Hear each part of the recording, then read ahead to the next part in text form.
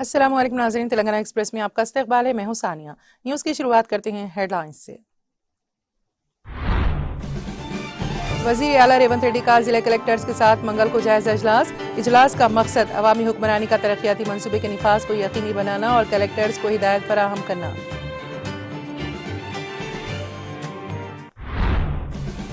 تلنگانہ میں معذور افراد کو بھی RTC بسوں میں مفت سفر کی سہولت۔ معذور مرد حضرات کو بھی مفت بس سفر کی سہولت کی جائے گی فراہم، سرکاری احکام جاری۔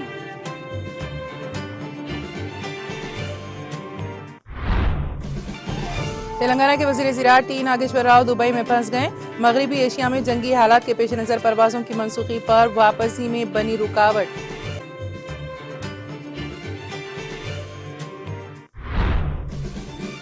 سابق وزیر داخلہ محمد محمود علی نے نیرا ویلی فارم ہاؤس میں BRS سربراہ KCR سے کی ملاقات۔ KCR نے محمد محمود علی کو سالگرہ کی دی مبارکباد، نیک تمناؤں کا کیا اظہار۔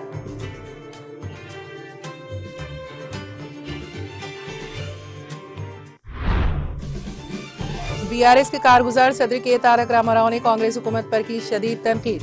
کہا انارم بیریج کے قریب سے ریت کی غیر قانونی منتقلی قوانین کی سنگین خلاف ورزی۔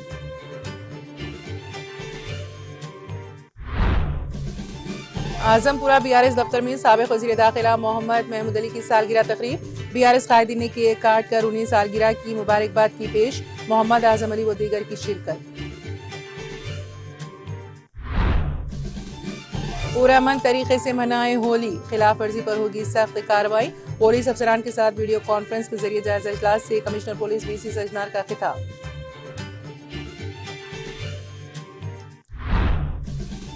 اور سعودی عرب کے شہر راس تنورہ میں ریفائنری پر ڈرون حملہ۔ راس تنورہ ڈرون حملے کے بعد احتیاطی طور پر ریفائنری کر دی گئی بند۔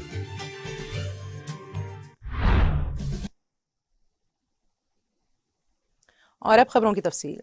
تلنگانہ کے وزیر اعلیٰ ریونت ریڈی منگل کو سیکریٹریٹ میں تمام اضلاع کے کلکٹرز کے ساتھ ایک انتہائی اہم اور اعلیٰ سطحی اجلاس کی صدارت کریں گے۔ ذرائع کے مطابق اس اجلاس کا بنیادی مقصد حکومت کے پروگرام عوامی حکمرانی کا ترقیاتی منصوبے کے نفاذ کو یقینی بنانا اور اس سلسلے میں کلکٹرز کو واضح سمت اور ہدایات فراہم کرنا ہے۔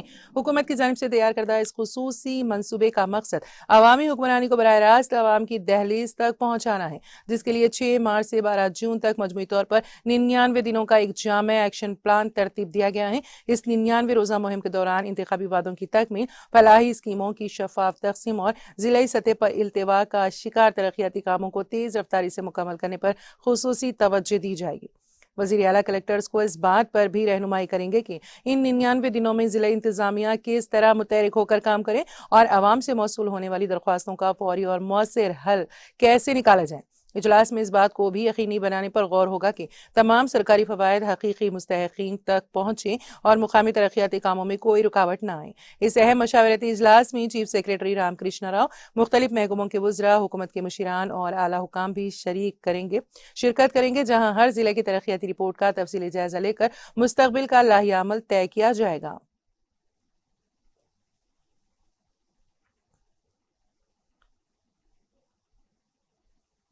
تلنگانہ حکومت نے معذور افراد کے لیے خوشخبری سنائی ہے۔ ریاستی حکومت نے RTC بسوں میں معذور افراد کو مفت سفر کی سہولت فراہم کرتے ہوئے احکامات جاری کر دیے ہیں۔ حکومت کے 6 گارنٹیوں کے تحت جاری کی گئی مہالکشمی اسکیم کے تحت خواتین کے لیے مفت بس سفر کی سہولت پہلے ہی نافذ ہے۔ اب تازہ فیصلے کے مطابق ریاست کے معذور مرد حضرات کو بھی 100% مفت بس سفر کی سہولت فراہم کی جائے گی۔ فی الحال تلنگانہ سے تعلق رکھنے والی لڑکیوں، خواتین اور ٹرانسجینڈرز کو مفت سفر کی سہولت حاصل ہے۔ یہ سہولت ریاست کی پلے ویلگو اور ایکسپریس بسوں میں تلنگانہ کی حدود کے اندر کہیں بھی سفر کے لیے دستیاب ہے۔ بین الریاستی پلے ویلگو اور ایکسپریس بسوں میں تلنگانہ کی سرحد تک مفت سفر کی اجازت ہے۔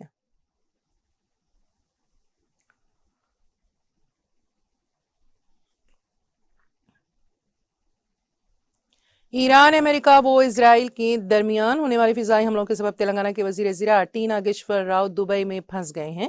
اطلاعات کے مطابق انہوں نے 5 دن قبل اپنے خاندان کے ایک رکن کی اچانک ناسازی صحت اور بہتر طبی علاج کی غرض سے دبئی گئے تھے۔ علاج مکمل ہونے کے بعد ان کی واپسی کی منصوبہ بندی تھی، تاہم مغربی ایشیا میں جنگی حالات کے پیش نظر عرب ممالک کی جانب سے فضائی حدود کو بند کرنے اور پروازوں کی منسوخی ان کی واپسی میں رکاوٹ بن گئی۔ اتوار کی آدھی رات دبئی انٹرنیشنل ایئرپورٹ کے ٹرمینل 3 کے قریب مبینہ میزائل یا ڈرون حملوں کی خبروں کے بعد سیکیورٹی وجوہات کی بنا پر ایئرپورٹ حکام نے تمام پروازیں روک دی ہیں۔ امارات، ایئر انڈیا اور انڈیگو سمیت دیگر فضائی کمپنیوں نے اپنی سروس معطل کر دی ہیں، جس کی وجہ سے ہزاروں مسافروں کے ساتھ وزیر ناگیشور راؤ بھی وہیں رکنے پر مجبور ہیں۔ فی الحال وزیر اور ان کے ارکان خاندان کے محفوظ ہونے کی اطلاع ہے، تاہم فضائی حدود کے دوبارہ کھلنے اور کلیئرنس ملنے تک ان کی واپسی ممکن نہیں۔ اس صورتحال کے پیش نظر تلنگانہ حکومت کے حکام ہندوستانی سفارت خانے سے مسلسل رابطے میں ہیں، جبکہ حکومت کی جانب سے اس معاملے پر بیان کا انتظار ہے۔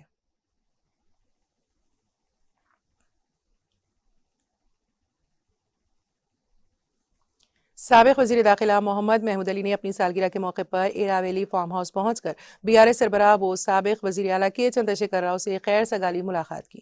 اس موقع پر بی آر ایس سربراہ کے چندرشیکھر راؤ نے سابق وزیر داخلہ محمد محمود علی کو سالگرہ کی مبارکباد دیتے ہوئے ان کی صحت اور دراز عمر کے لیے نیک تمناؤں کا اظہار کیا۔ محمد محمود علی کے ہمراہ be R S senior Quaid Khwaja Badruddin, be R S youth leader محمد فرقان احمد بھی موجود تھے۔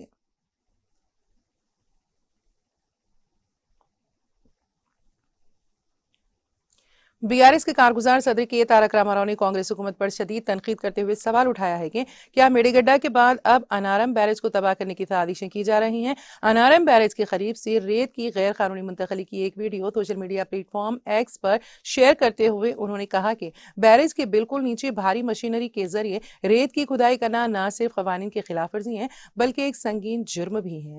کے ٹی آر نے مطالبہ کیا ہے کہ بیرج کی حفاظت کے اصولوں کو بالائے طاق رکھ کر اسے کمزور کرنے والے ریت مافیا کے خلاف فوری طور پر فوجداری مقدمات درج کیے جائیں۔ انہوں نے الزام لگایا ہے کہ یہ بی آر ایس حکومت کے دور میں تعمیر کردہ منصوبوں کو بدنام کرنے اور کالیشورم پروجیکٹ کو نقصان پہنچانے کی ایک گہری سازش ہے، جس کی جامع تحقیقات ہونی چاہیے۔ انہوں نے تنزیہ انداز میں کہا کہ جتنا ملے اتنا لوٹو اور جہاں ملے وہاں بیچ دو ہی اب تلنگانہ کی کانگریس کی عوامی حکمرانی کا اصل اصول بن چکا ہے۔ کے ٹی آر نے خبردار کیا ہے کہ اگر بیرج کے ستونوں کے پاس ریت نکالنے کی وجہ سے منصوبے کو کوئی نقصان پہنچا تو اس کی مکمل ذمہ داری ریونت ریڈی حکومت پر ہوگی۔ انہوں نے مزید کہا کہ تلنگانہ کے کسان ایسی حرکتوں کو کبھی معاف نہیں کریں گے اور وہ دن دور نہیں جب عوام ریاست کے وسائل لوٹنے والے کانگریس لیڈروں کو سبق سکھائیں گے۔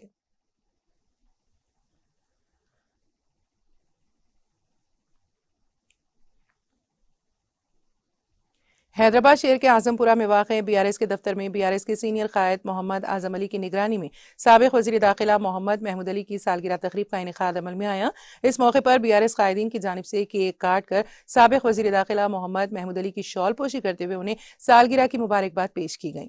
تقریب میں بی آر ایس قائدین خواجہ بدرالدین کے بھومیشوری، انتیا Naik, Radha madam, کامیش Dharma Raju, nursing Srinivas ready, Ravinder ready, وینو، سلمان خان، یادگیری، امرناتھ، سومن بابو راؤ کے علاوہ دیگر نے شرکت کر کے سابق وزیر داخلہ محمد محمود علی کو سالگرہ کی مبارکباد دی۔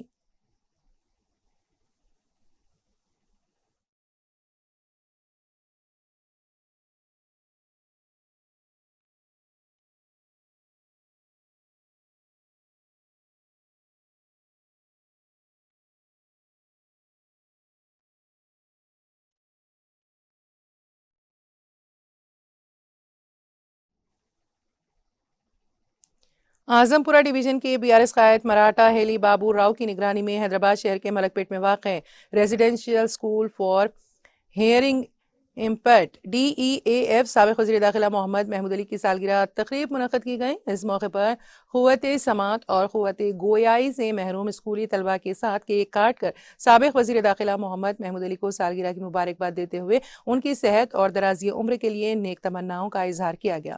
اس موقع پر اسکولی طلباء کو کھانا کھلایا گیا۔ تقریب میں be R S senior leader و صدر بی ڈی ایل یونین وی دانا کرناچاری جی، امرناتھی Srinivas Rao, be R S youth leader محمد فرحان احمد کے علاوہ دیگر بی آر ایس قائدین موجود تھے۔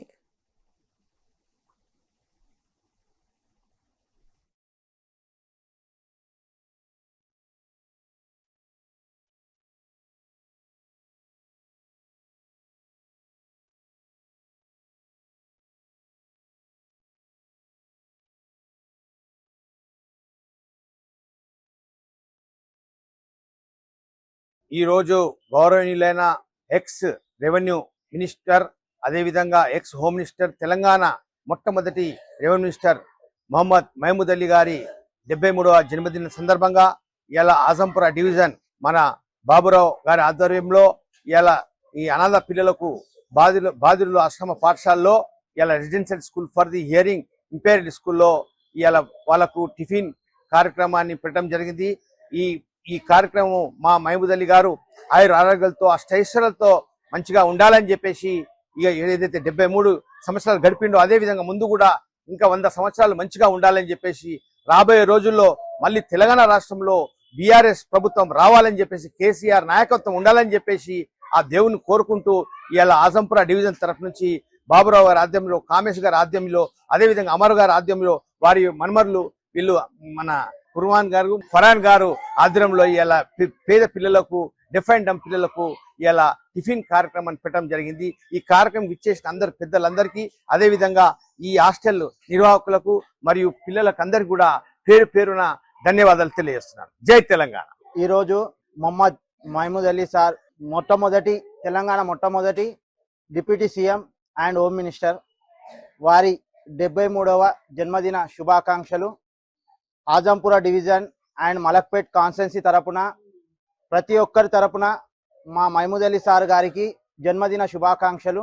వారు 100 సంవత్సరాలు మంచి ఆరోగ్యంగా ఉండి తెలంగాణ ప్రజలకు మళ్ళీ సేవ చేయాలని ఆ భగవంతుని ప్రార్థిస్తున్నాను.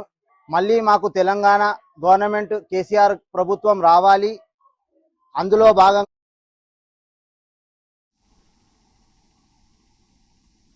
Commissioner police Hyderabad city VC Sajjanar ने आवाम से अपील की है कि वो शहर में होली का त्यौहार पुरअमन माहौल में मनाएं।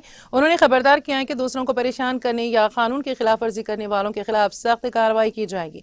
पीर के रोज पुलिस कमिश्नर ने TGICCC में पुलिस अफसरान के साथ वीडियो कॉन्फ्रेंस के जरिए जायजा इजलास मुनक्कद किया। इस मौके पर उन्होंने अफसरान को हिदायत दी कि होली के दौरान किसी भी नाखुशगवार वाक़े से बचने के लिए विजिबल पुलिसिंग को तरजीह दी जाए। उन्होंने वाज़ेह किया कि ब्लू कोड्स और पेट्रोलिंग स्टाफ शहर भर में मुसलसल निगरानी रखे। कमिश्नर पुलिस ने कहा है कि किसी की मर्जी के खिलाफ जबरदस्ती रंग लगाना हरगिज बर्दाश्त नहीं किया जाएगा। उन्होंने अवामी मुकामात, राहगीरों और गाड़ियों पर रंग फेंकने के अमल को भी सख्ती से मना किया। इसके अलावा उन्होंने बताया कि खवातीन के साथ बदतमीजी करने वाले शरपसंद अनासिर पर नजर रखने के लिए शी टीम शहर भर में मुतहरिक रहेगी। उन्होंने अवाम को मशवरा दिया है कि कीमियाई रंगों के बजाय कुदरती रंग इस्तेमाल करें और वाज़ेह किया कि होली के मौके पर डीजेस को किसी किस्म की इजाज़त नहीं दी गई है। उन्होंने खबरदार किया है कि अगर नौजवान सड़कों पर गिरोहों की शक्ल में घूमते हुए हंगामा आराई करते पाए गए तो उनकी गाड़ियां जब्त कर ली जाएंगी। रमजान अल मुबारक के पेश नज़र पुलिस कमिश्नर ने हिदायत दी कि इस बात को यकीनी बनाया जाए कि मुस्लिम नमाजों में किसी किस्म की खलल ना पड़े। उन्होंने पुलिस को अमन कमेटियों के साथ तालमेल के साथ साथ काम करने और हसास इलाकों में इजाफी सिक्योरिटी इंतजामात करने की भी हिदायत दी है। होली के मौके पर उन्होंने ऐलान किया है कि हैदराबाद कमिश्नरेट हदूद में मंगल 3 मार्च को सुबह 6 बजे से शाम 6 बजे तक शराब की दुकानें, ताड़ी के अड्डे और बार एंड रेस्टोरेंट्स बंद रहेंगे। उन्होंने कहा कि होली के दौरान ज़ाबितों की खिलाफ वर्जी करने वालों के खिलाफ सिटी पुलिस एक्ट के तहत मुकदमा दर्ज किए जाएंगे। आवाम को मशवरा दिया गया है कि शहर में कहीं भी अमन अमान का मसला पेश आए तो फौरी तौर पर डायल 100 पर इत्तला दें।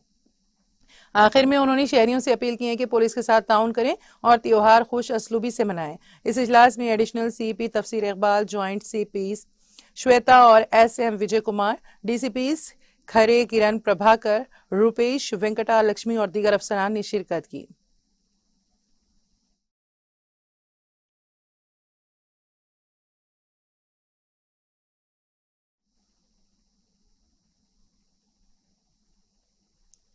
महबूबनगर जिला कलेक्टर खुशबू गुप्ता ने ओहदेदारों को हिदायत दी है कि प्रजावाणी प्रोग्राम के दौरान मौसूल होने वाली शिकायत के फौरी और मौसिर अजाले को यकीनी बनाया जाए। उन्होंने जोर देकर कहा कि आवाम की जानिब से पेश की जाने वाली तमाम दरख्वास्तों पर बिला ताखीर कार्रवाई की जाए। पीर के रोज जिला कलेक्टरेट के मीटिंग हॉल में मुनक्किदा प्रजावाणी प्रोग्राम के दौरान कलेक्टर ने शहरियों से बिलमुशाफा दरख्वास्तें वसूल की और उनके मसाइल बगौर समाअत किए। इस मौके पर incharge additional collector local bodies Madhusudan Nayak और additional collector revenue Hari Priya भी मौजूद थीं। दरख्वास्त गुजारों से बातचीत के दौरान कलेक्टर ने मुतालिका महकमों के ओहदेदारों को फौरी कार्रवाई की हिदायत जारी की। इंचार्ज एडिशनल कलेक्टर मधुसूदन नायक ने CM प्रजावानी और जिलाई सतह पर जेर इल्तिवा शिकायत को मजीद ताखीर के बगैर निपटाने की हिदायत दी। انہوں نے ضلعی عہدیداروں کو فروری کے مہینے میں گروکل اسکولوں اور ان سے منسلک ہاسٹلوں کے معائنے مکمل کرنے کی بھی تاکید کی۔ اس موقع پر ZP-KCEO وینکٹ ریڈی، DRDO نرسملو اور RDO نوین اور دیگر متعلقہ عہدیداران بھی موجود تھے۔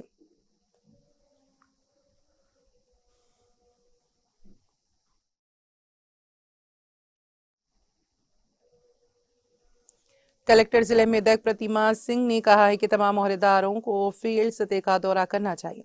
کلکٹریٹ آفس میں ایک اجلاس عام کا انعقاد کیا گیا۔ بعد ازاں عہدیداروں کے ساتھ کارکردگی پر محکمہ واری جائزہ لیا گیا۔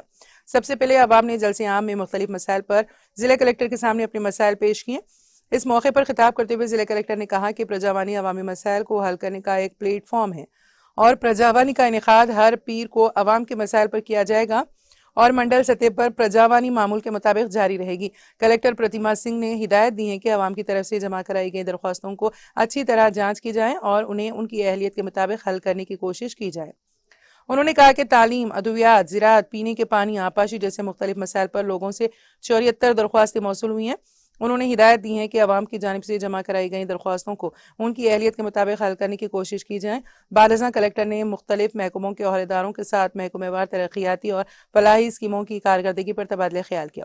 حکومت کی ترقیاتی اور فلاحی اسکیموں کو خلوص نیت سے عوام تک پہنچانے میں خصوصی پہل دکھانے کی ہدایت کی۔ اس پروگرام میں DRO بھوجنگ راؤ، ZP-KCEO ایلیا، DRDO سرینواس راؤ، مختلف محکموں کے ضلع افسران اور دیگر نے شرکت کی۔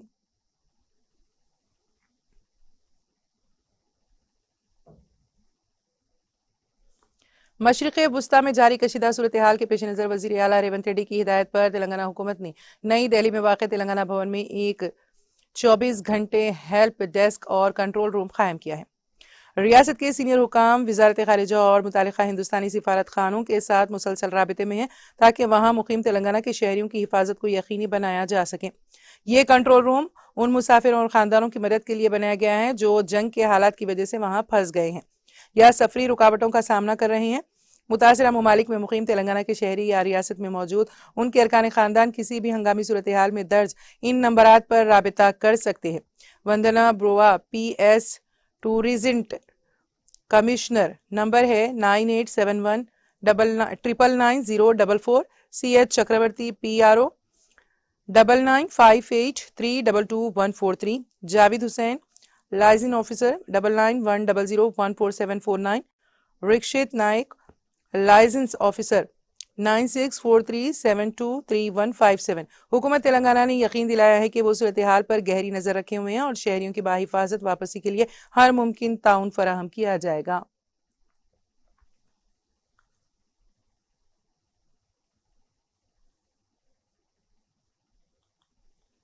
سائبرآباد میونسپل کارپوریشن کی کمشنر جی سری جنا نے پیر کے روز تلنگانہ کے پٹن چیرو سرکل کے مختلف علاقوں بشمول پٹن چیرو ڈمپنگ یارڈ کا تفصیلی معائنہ کیا۔ اس دورے کے دوران کمشنر نے وہاں جاری صفائی کے کام اور سڑکوں کی دیکھ بھال کا جائزہ لیا۔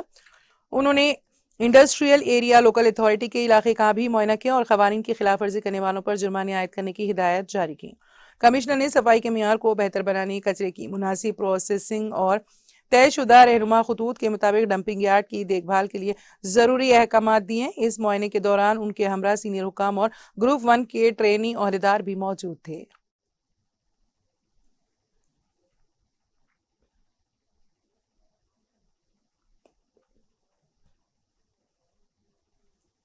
آصف آباد میونسپلٹی کے صدر نشین کی حیثیت سے مینگری آکاش اور نائب صدر نشین کی حیثیت سے محمد احمد نے اپنے عہدے کا جائزہ حاصل کر لیا۔ آصف آباد میونسپلٹی میں نو منتخب چیئرمین و نائب چیئرمین اور کونسلروں اور نئی گورننگ باڈی کی ذمہ داری سنبھالنے کے لیے ایک تقریب کا انعقاد عمل میں لایا گیا۔ میونسپل کمشنر آصف آباد گجانن کی زیر نگرانی اور رکن اسمبلی آصف آباد کوآ لکشمی کی موجودگی میں آصف آباد میونسپلٹی کے صدر نشین کی حیثیت سے مینگری آکاش اور نائب صدر نشین محمد احمد نے اپنے عہدے کا باضابطہ طور پر جائزہ حاصل کر لیا۔ اسی طرح آصف آباد میونسپل کارپوریشن کی نئی گورننگ باڈی نے بھی اپنی ذمہ داریاں سنبھالی۔ پروگرام میں گنگا جمنی تہذیب کی ایک بہترین مثال دیکھی گئی جہاں تمام مذہبی طبقات کی روایتی جوش و خروش کی طرز پر پروگرام کا آغاز کیا گیا۔ قرآن مجید کی تلاوت حافظ و قاری میر طاہر علی ہاشمی فلاحی نے अंजाम दी, तो वहीं पंडित, फादर, दीगर मजहबी रहनुमा ने अपनी मजहबी एतबार और अकीदतमंदी से पूजा की। म्यूनसिपल कमिश्नर आसिफाबाद गुजानंद ने नौमंतखब सदर व नायब सदर आसिफाबाद म्यूनसिपल की नई गवर्निंग बॉडी को गुलदस्ता पेश करते हुए तहनीत पेश की और मुबारकबादी दी और नेक ख्वाहिशात का इजहार किया। इस मौके पर सदरनशीन बल्दिया आसिफाबाद मेंगरे आकाश और नायब सदरनशीन मोहम्मद अहमद और गवर्निंग बॉडी ने आसिफाबाद म्यूनसिपलिटी शहर में तरक्की और अवामी सहूलतों की फराहमी के लिए हर मुमकिन ताउन और इक़दाम करने और शहर के तमाम तबक़ात की तरक्की और सहूलतों को मुकम्मल करने का तयख़ुन दिया।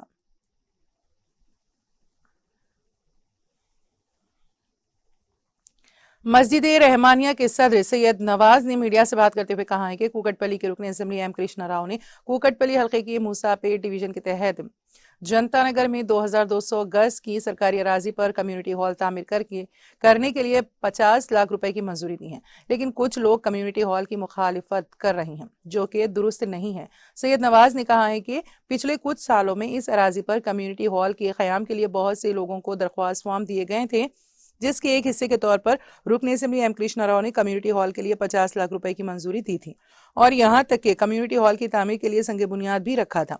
ताहम कुछ लोग कम्युनिटी हॉल की मुखालिफत कर रहे हैं और पार्क के क़याम का मुतालिबा कर रहे हैं। उन्होंने तमाम लोगों से दरख्वास्त की कि वो बगैर किसी रुकावट कम्युनिटी हॉल की तामीर में ताउन करे।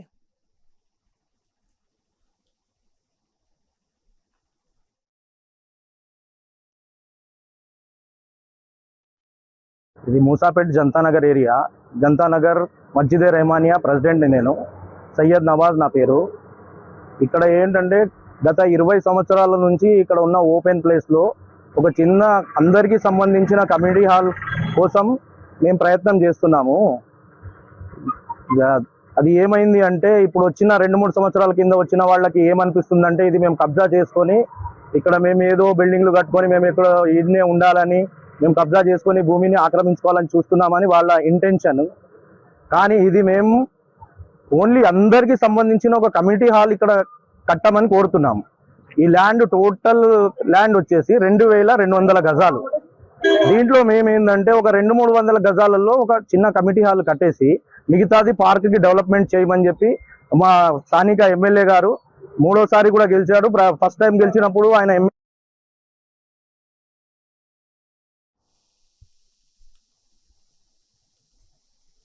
अब वक्त हुआ एक छोटे से ब्रेक का। ब्रेक के बाद भी खबरों का सिलसिला जारी रहेगा।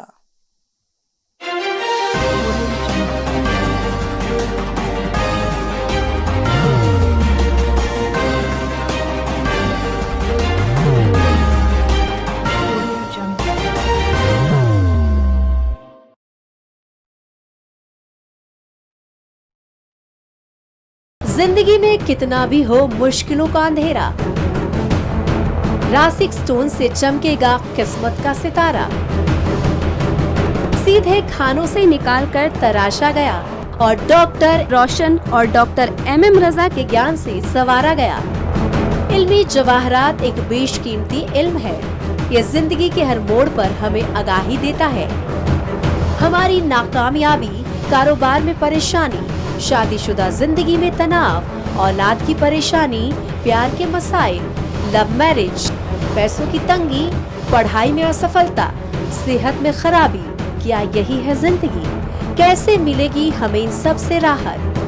इन सब मुश्किलों से निजात पाने के लिए जेमोलॉजिस्ट डॉक्टर रोशन और डॉक्टर MM रजा से एक मुलाकात बदल सकती है जिंदगी और तकदीर दोनों। Bangalore, Hyderabad, Visakhapatnam, Vijayawada, Dubai, Delhi, Mumbai. One visit can change your life.